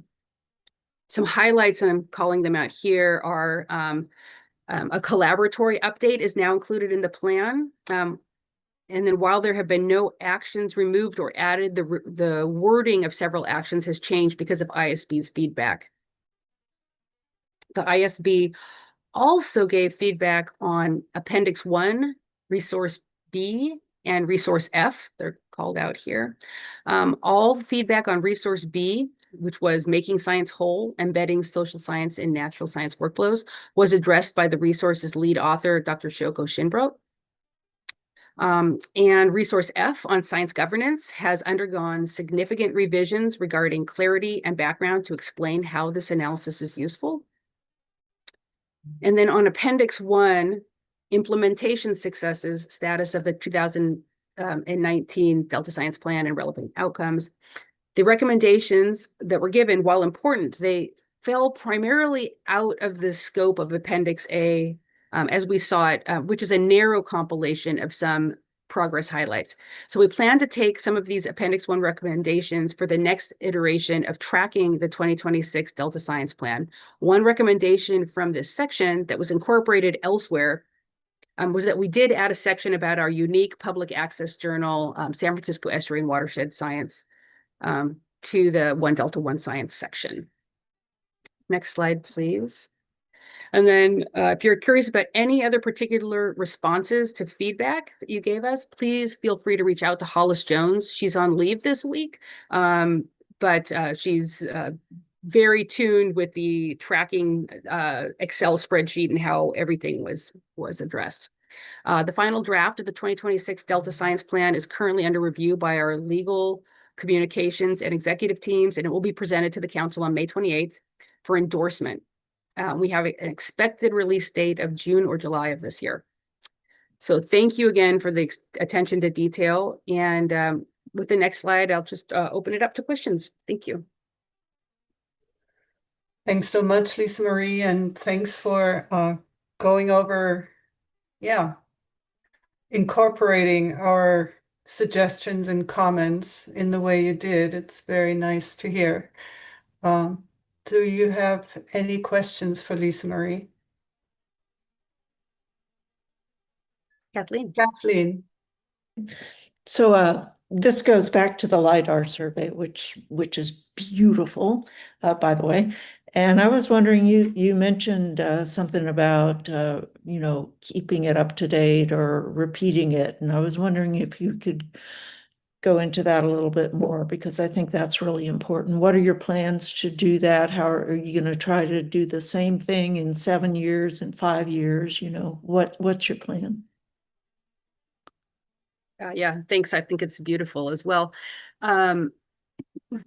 We don't have a commitment by any group right now to keep it going, to have a repeat measurement. But two things. One, I think the data will speak for itself in terms of its value, and the value of doing a repeat measurement. The second is there are, as you know, some advancing remote or satellite tools that I think this kind of really high quality LiDAR can be used as a baseline to validate things like NISAR retrievals. And that's the synthetic aperture radar satellite from NASA in India that just went up. I know you're aware of that. So hopefully these kind of data can be used to leverage some of the satellite data, and then of course be checked regularly with investments from all of these partners.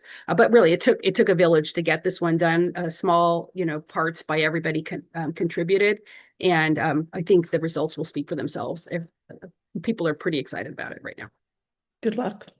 Thank you. Peter was next. Thank you, and thank you, Lisa Marie. I enjoyed that. Just a quick comment on the LiDAR. That has been so needed for so long, particularly for the hydrodynamic modeling and all the ancillary models. It's absolutely key. So I hope when you're presenting the science plan, you might mention that as a huge win. It is going to be transformative. Yeah. And then secondly, on the science plan, I just wanted to observe that the presentation that the science program gave at IEP was very, very, very well received, where you had already made huge steps. You must have been underway on tracking progress of science. And it's not just the Delta tracker, but how do you go about monitoring and determining success? And I think the effort that had gone into that was really well constructed. So I just wanted to call that out and make the comment about how that was received, certainly by the IEP community. Thank you for both of those comments. I'll call out, that's a really interesting idea to add the LiDAR somewhere in our current science plan that's going out, because we haven't actually released the LiDAR products yet. So I'll see how people feel about that. Thank you for suggesting it. And then the second one, I have to call out our senior environmental scientist, Ash Zemanek, for leading that research impact assessment that you're talking about, was presented at IEP. We've been needing to do that for so long, and he came up with a format, a framing of how to do this, and I think has just really advanced our appreciation for what we have funded and how it has moved the needle in many different agencies and different arenas. So thank you for calling out that RIA presentation. Steve is next. Thank you. Yeah, thank you, Lisa Marie, for that exciting set of updates. I had a follow-up from Christine's question in your response there. Is there any talk or consideration of using photogrammetry as a more or like a cheaper way of updating the LiDAR data set? Or is it just so expensive to fly the plane anyway that you might as well use the LiDAR instrument rather than cameras for structure from motion analysis? Yeah, my understanding would be that the LiDAR products would be cheaper in the long run than doing photogrammetry approach, because not only do you have to collect it, then you have all that time on the ground for people to generate the change detection and QA it and so on. Whereas the LiDAR is, it's a digital immediate, it's an immediate product that can be immediately compared to other digital products with code. So that's my guess as to why. Yeah, but yeah, I think the other key thing with LiDAR is, you can fly it in lots of different ways. It could have been higher, could have been lower. I think we hit the sweet spot of cost benefit for the flight that we got. And so it could have been higher or lower, it could have had less points shot, but we got really the maximum we could for the elevation that we flew it. So I think it's probably this was about the cheap, because people were really, we didn't have a lot of cash. So we did the best I think we could with the funds that were available. But I'll bring it up, that alternative approach, and just have a more specific answer to you next time. Thanks. Thank you. And Diane. So as it turns out, my question follows up a bit on Steve's, in that, in the consideration of subsidence and levee failure, there could be emergencies where it might be really helpful to fly a plane and get a LiDAR after a levee break. And you would have to know what happened and what the changes were. Is that feasible? I mean, is there a possibility of having a plan to be able to do that, based on knowing where the vulnerabilities are? Yeah, I think that's a great point, Diane. And of course, the good thing about LiDAR is you can even fly it at night. It works. You don't have to wait for like an image from the daytime from satellite. That I will, I don't know that we have that operational, that we have like a go-to ready to fly LiDAR system to do a scan. Let's say after that earthquake, the Ialton earthquake, we could have done a quick scan. But I don't know that we have that in place right now. That said, DWR is the go-to agency for most LiDAR work, and so they might have a plan in place for that exact scenario. I'll check. That's a good question. And DWR is the entity that is most vulnerable in terms of if there's a salinity issue and all sorts of other things that could happen if there's a failure. Yeah. Yeah, it's a good question. Thanks for bringing it up. And Obi. Yeah, thank you, Liz. Very nice presentation on LiDAR, really exciting product. I do have a clarification on that if you can make, and I may not know the latest technology on LiDAR. Is it able to get the bathymetry below water level? And if that's the case, how do you get that to integrate that in the land elevation stuff? Great question, Obe. So there is something called green LiDAR that you can use for bathymetry. Our water is just too turbid to make that worthwhile. Works really well in clearer water scenarios. So we didn't fly green LiDAR here.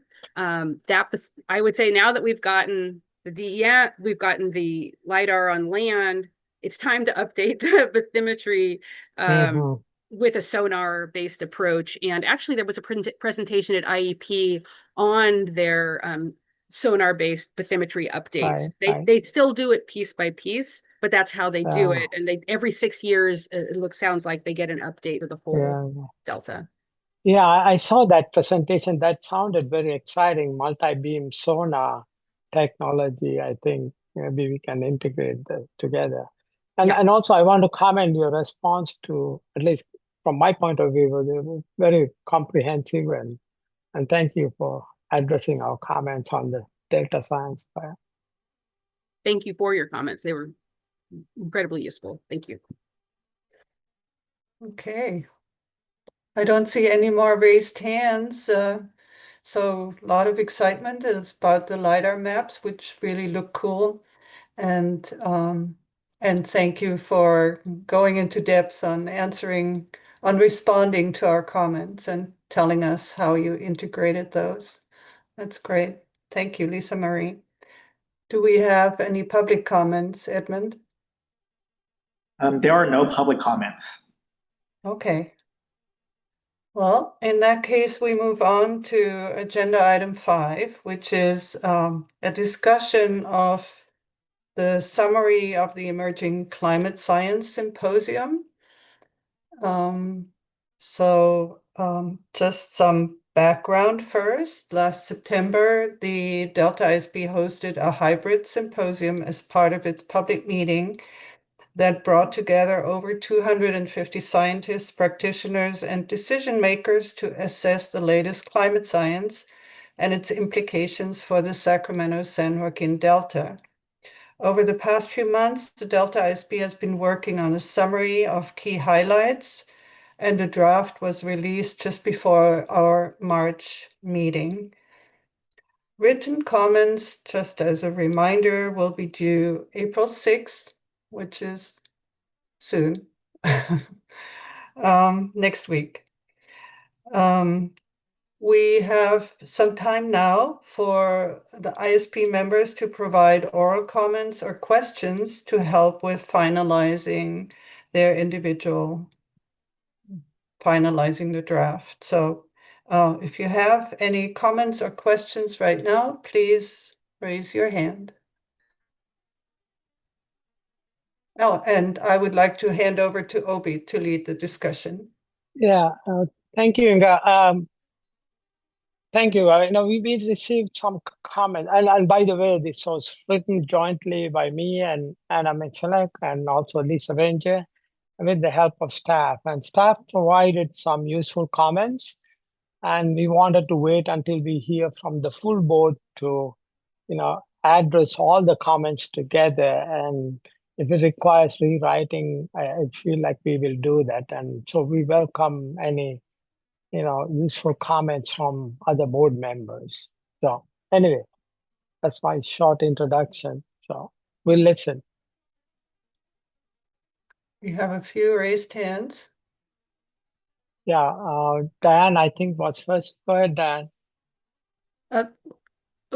Again, I appreciate this draft and the goal of the draft, and my main initial comment is to either in a box or somewhere identify some of the challenging concepts that people deal with. So the word atmospheric river is used early on, I think page 2, maybe 3, and most people are confused about what is an atmospheric river. So, it would take 3 or 4 sentences to explain it if you included it in the introduction where you have a paragraph about changing hydroclimate. So maybe there's a way to have a box for for people who are wondering what you're talking about, but maybe a diagram or something. This could be a picture is worth 1,000 words sorts of situation or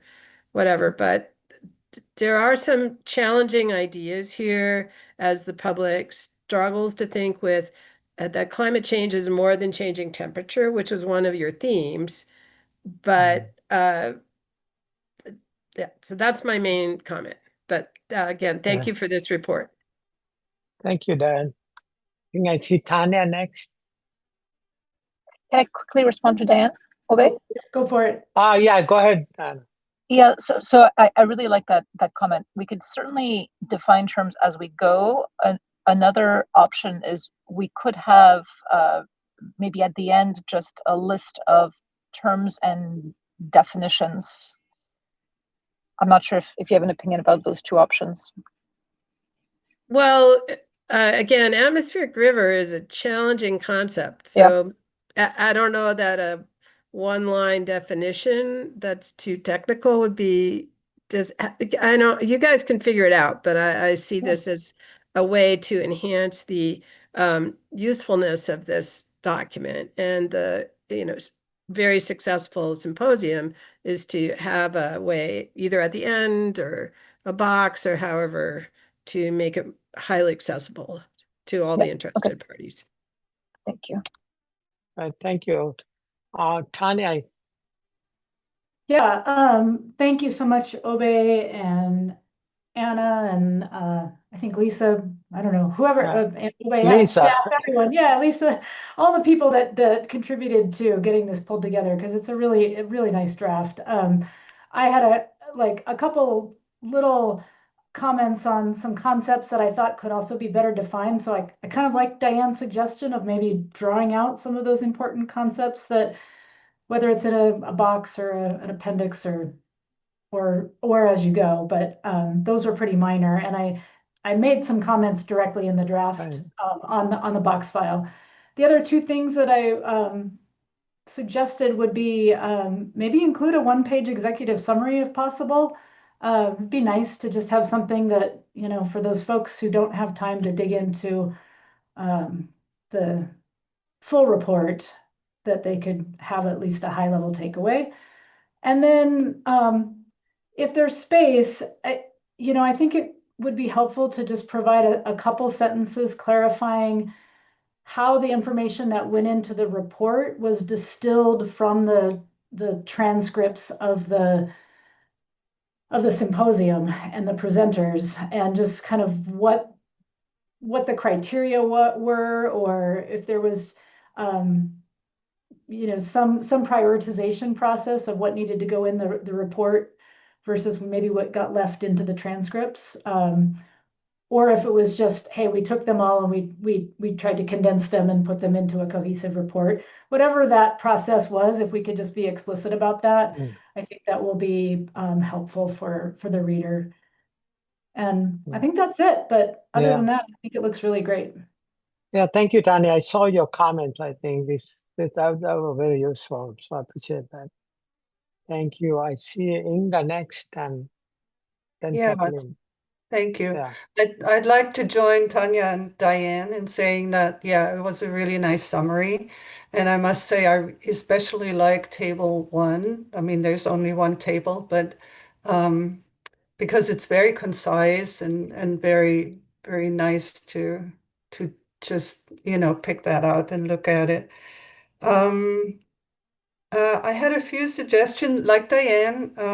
I stumbled over some of the expressions used that probably don't need a box, but just a brief side sentence to explain what you mean, like runoff efficiency, storm sequencing, externally forced, just a few words to tell the reader what you mean by that. So that follows Diane's lead. And following Tanya's lead also, it would be nice to have some sort of an executive summary or an abstract.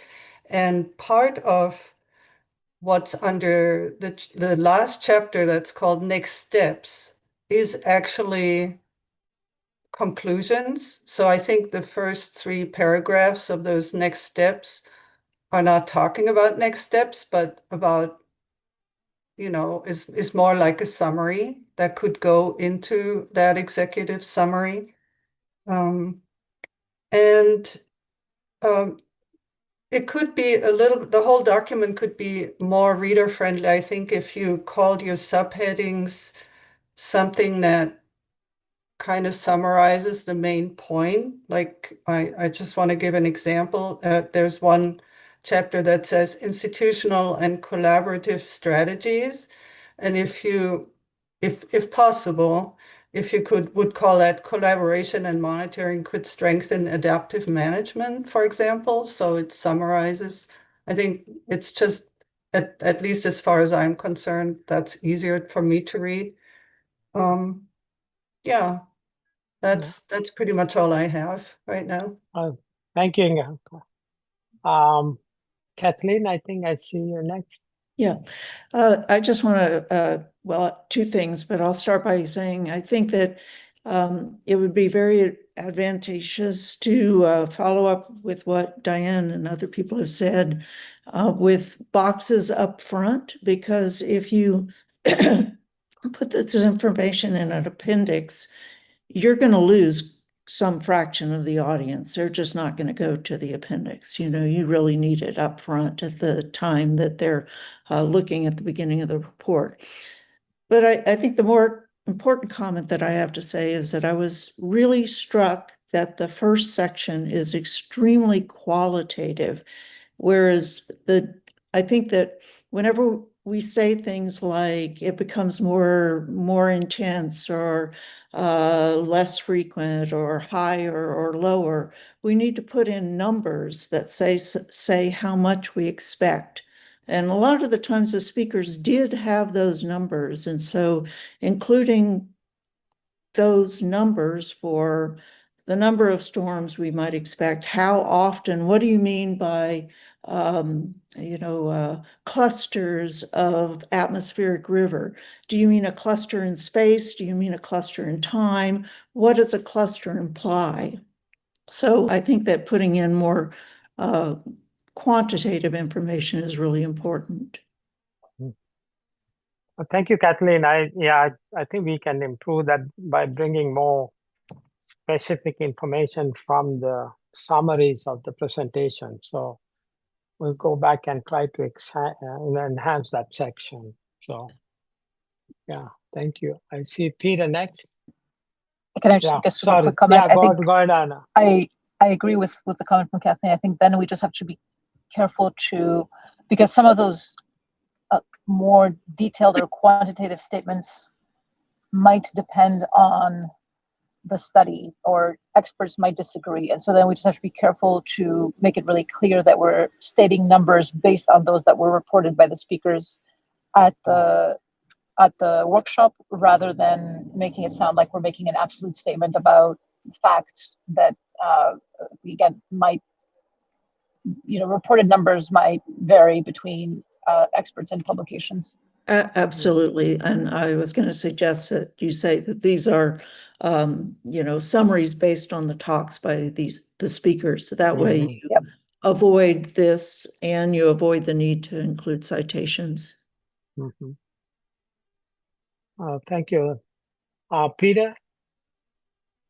Thank you. I'd just like to add a little bit. I thought the synthesis was really well done. And also, just going back to the event itself, I think your selection of speakers was really good.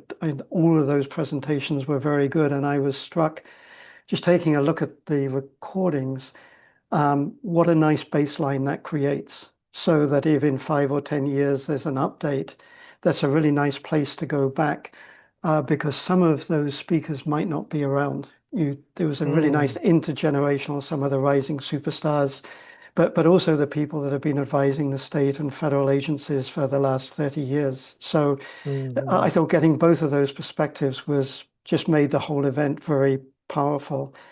My main comment was that, and Lisa, in the section that you were moderating, sort of picked up on this. I think that there was optimism in the room about two things. One is the quality of science. There's different approaches being used by different groups. And we could really benefit by some more coordination between those very different approaches. It's not that one's right or what's wrong, but just getting a handle on the uncertainty and the potential perturbations by looking across these various methods, we could learn a lot. And so that was part of the optimistic story. The other was how possibly some of the most worst impacts, the most devastating impacts to the Delta could be offset with a greater knowledge of what's going on in the watershed, and looking to enhance the science, the modeling between some of the win-win projects being put on the ground in the upper watershed will also have benefits to the Delta. And you're perhaps just dipping into some of those talks that were making that point. Could be one of our recommendations, that a lot could be learned. There could be a lot of benefits in terms of multiple funding sources, greater understanding, perhaps more defensible priorities being developed when we know many of these effects are so closely linked. But apart from that, I thought it was, to pull together all of those talks was really well done. So well done to the authors. Yeah.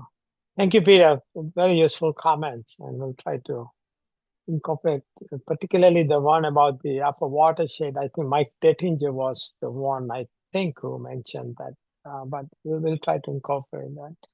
Kenny, I think it's next. Yeah, so just two quick comments that can be ignored. One is there's very, very little mention of end users in the report. And of course, you're in that position where you're summarizing what others said. But it seemed to be that what is all this used for? Or maybe that's obvious to readers, but it seemed like, it wasn't clear to me how important this information is anywhere from salmon to human safety to water supply to all kinds of stuff. But maybe that comes out in the paper later, right? Yeah. And you can't do that. And the other was just a follow-up on Kathleen and Anna's brief discussion. I'd be very cautious about citing specific numbers since we did not review the science that was used to generate those numbers. And I know you can say many, many times how this is what they said, but when it gets between an ISB report, I'd be really cautious and maybe there's a way to take the numbers and kind of put them together in a place, or just something to be very careful about people going and saying, hey, the ISB, you reported this number and it's a lot less than the official result or something. So I mean, it adds great context, but we didn't review, and I think if you put all those numbers together, they're going to be quite variable. And so then what? But I do like the idea of numbers, but I'm just a little worried that for this, which is can we caveat that sufficiently? I think one way to deal with it is whenever you say something like it's going to be more frequently, you could put it in context, like now, these occur at this rate and they will be more frequent in the future, or where you're not specifying a particular number, but you're giving people an idea of the time scale that you're discussing instead of so that it's not just quite as vague as it is right now. Yeah, but we're limited to what people had said in their presentations, right? We can't add information, right? Well, yeah, but if they said it would occur, in the next decade, or you could say that. Yeah, I think. I see. We could say they said that, but the disadvantage to that, it becomes very uneven across presentations. Yeah, but if you don't put that kind of information in, it becomes almost useless, because you have not conveyed to people the scale of the changes and when you can expect those changes to occur. Yeah. I think we've wrestled with this before too when we're doing a summary of what others said. It's always a little tricky. Yeah, that's maybe it's go ahead, Ken. Yeah, I think that's a good point. Sweet spot, the effort, particularly in that first state of science, was we tried to synthesize what we heard overall at the symposium. So you end up having generalizing some of the concepts, but they were like common themes that came out, those 4 or 5 themes. But maybe there's a sweet spot trying to bring back, for example, we heard at the symposium, something like that. Maybe we can look into that, right? So We'll try to address both needs.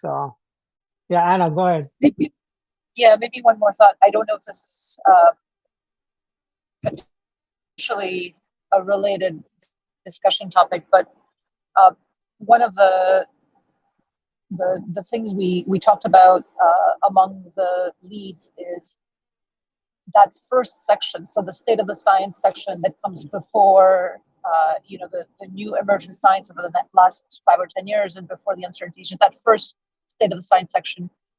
The challenge with it is that if we were going to do a comprehensive job of that, it has the risk of becoming very, very long, but also quite duplicative of many other reports and review papers and so on that are already out there. And so one of the things that we debated, but we didn't come to a final decision on, is potentially we could actually go the other way and make that first state of the science section quite brief, because that is not the main unique contribution of the symposium. The unique contributions, or I would say the more valuable contributions of the symposium, are the next 3 sections. So the sort of what is the hot off the press and new science, what are the remaining uncertainties, what does this mean for management, and so on. And so I don't know if that would provide an alternative path to resolve some of the tension that we're discussing right now and that we are also aware of. And I'm curious, Kenny and Kathleen, but also others, if you have any thoughts on that question. Well, I think that if you're trying to educate the public about what came out of this symposium, then you do want to give some information about the timescale on which we can expect change to happen. The more than just a general statement about the types of changes that we can expect, but also something about the magnitude of the changes, something about the spatial distribution of the changes, and that is done to some level in this report. And I encourage that be continued in it. All right, thank you, Kathleen. Diane, I think you're next. Thanks. So I also really thought the table was great. And I have a comment, though. The last box has this really bland heading, existing management effort. And then it's the big kahuna in the room. It's that decisions often ignore compounding risks, and there's sudden transitions in quotes. I mean, this is one of the areas of vulnerability where we have seismic and climate and subsidence. And now I understand why this topic follows in a logical order. What's science to operations disconnect, that sounds more serious than existing management effort, but this is a really big issue that I remember from the symposium, and maybe you could have sudden transitions in the heading or get people's attention about this. That's a minor comment, but anyway. Yeah, maybe I'll ask Lisa to address that as well, because she created that table, which I think is great. Lisa, you're next. So I have a big picture issue and a very minor issue, perhaps. So back to the discussion about representing more numbers. I mean, I really appreciate the comment. I do agree that being too general can make the report bland. And I think we will really think about some ways to pull forward some numbers. It may not be consistent across all the talks if say the way the speakers presented things were uneven, but I'm thinking that at least for the plenary talk, maybe we get a little inset box that puts some numbers. We'll have to take a look, but I think there's a way to balance these two concerns, because I also understand what Kenny's saying. Like, someone's going to cite this report, it's going to be 10 more atmospheric rivers on average a year, Delta ISB, so and that's obviously a problem because people are bad about citing a report that cited a speaker, right? So I understand these concerns, but I do think we can crosswalk them. But the other challenge, of course, is that the weather is so variable in California, it's actually very difficult to explain the trend without getting into statistics and cumulative distribution functions and things. So I think it actually is hard to communicate. Like an average number is not that meaningful sometimes. So that's the other challenge we face, and we can think about that. But I wanted to actually come back to Peter for a second. I just want to make sure I understood your comment, because it sounds like I may be one of the ones that addresses it. I think you were saying, because we basically had two conversations in the workshop. One was about trying to have common scenarios that would be run by multiple modelers. And then the other one is allowing the diversity to inform us, using that as an experiment of opportunity and gleaning from people who made different assumptions and tested different scenarios. Are you coming down on one side versus another on that discussion? No, I was really just making a more generic comment that from what we heard, and it wasn't just Mike, I think several of the other speakers alluded to it, is that actions are being planned or modeling is being done at a very high level on certain projects. But that level of detail often would not extend, well, what does that actually mean to the Delta? And would these various actions result in a benefit that would help ameliorate some of the chronic or episodic events happening within the Delta itself? Okay. So for example, the forest management that's going on, or wetland restoration, there's a very broad series of benefits in the watershed, which would also have benefits that transcend downstream, but those aren't always quantified or communicated between the different groups working on those two problems. Okay, thanks for clarifying. It was your initial comment that got me started on that other topic, but I did understand where you went on the upper watershed and things like that. So, and of course, glad to have that rectified. Thank you. Yeah, I did a very nice job sort of teasing out the conversation in that session, I thought. So, Good. Thank you, Lisa. You have any more? I'll go to Steve otherwise. All right, this has been a little bit of a head-spinning conversation. I really appreciate the tensions here between trying to be specific and informative without overstepping, kind of what we heard. Because this can't be something like an IPCC regional climate assessment, which does exist. I think I lean towards liking Anna's suggestion of really kind of focusing on the new insights that have come out of this without trying to capture everything that's known. And I think Lisa had a good idea, maybe how to bring in some of that specificity, which would be important. But this is going to be a trick to thread the needle on all of this. So I think you're on a great start. I enjoyed the draft. All right. Thank you, Steve. Inge, I don't see any other comments or any other hands raised. So I think don't we got a lot of input, and the leads will have to huddle after April 6th when we get some written comments and try to see how to address all of them. Oh, I'm sure. Well, it's a great report, so that's what everybody agrees on. So I don't think it'll take too much, additional work to get it all incorporated. Well, thanks everyone for this great discussion, and I just wanted to highlight the next steps in this. So please send your written comments to staff by April 6th, and I just checked, it's the next Monday. So also Maven's Notebook has contacted us regarding an interview on our highlights from the Emerging Climate Science Symposium. And Obi will participate in this interview on April 3rd. Friday. Friday, yes.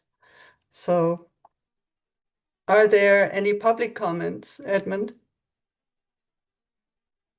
There are no public comments. All right. Well, we have zoomed through this through our agenda pretty quickly today.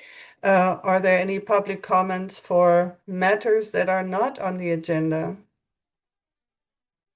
I don't see any public comments, but I'm just going to give it a few seconds just in case folks need some time to raise their hands. Okay. All right. I don't see any public comments not on the agenda. All right. So I will hand over. Well, actually, I wanted to remind everyone to think about whether you could see yourself as the next chair-elect and let us know if you have any questions. It would mean that you would become chair in 2028, so quite a long prep period there. And then I hand over to Edmund for preparation for upcoming meetings. All right. I'll just provide an overview of upcoming meetings and also for items for follow-up. Oh, yeah. For items for follow-up, thank you, Inge. You already started with the first one. If you want to be the next Delta ISB chair. Then the second follow-up item, we had one from the presentation on IEP and how contaminants monitoring is regulated. Steve, you had questions about the Bayesian Network Relative Risk Model Initiative of IEP. Inge was going to send you an article or a report from Dr. Wayne Landis, and then Stephanie was going to direct you to the user guide on Bay Delta Live. If you don't hear from either of them, let me know and we can follow up on that. The other follow-up item is related to the Emerging Climate Science Symposium. We had a great discussion today. The written comments are due on April 6th, so please submit by that date. In terms of upcoming meetings, our next meeting will be in person from May 21st to 22nd. The first day will be a tour. The second day will be our business meeting at the California Natural Resources Agency. So I'll just do a quick rundown of what we have planned for the meeting, and then I'll provide some overview about the tour. So on the meeting itself, we will have the Delta Stewardship Council Chair and EO report, the subsidence review discussion, and also the presentations by the California Sea Grant State Fellow and the ISB postdoc. We'll continue to plan the agenda for that meeting. On May 21st, which is the day one of the meeting, will be a tour. We are very lucky in that Sac Sewer will be giving us the tour of the Echo Water Resource Recovery Facility. This is Sacramento's wastewater treatment plant. It underwent some upgrades in 2023 to reduce ammonia and nitrogen. So we're very excited about that. We've been coordinating with Sac Sewer since last year of February. So glad to see it happening. So in addition to touring the facility itself, the surrounding area of the facility is made of over 2,000 acres of open space that provides a buffer between the facilities and its nearest neighborhoods. That is usually referred to as the bufferlands, which provides wildlife habitat, open space, and other uses.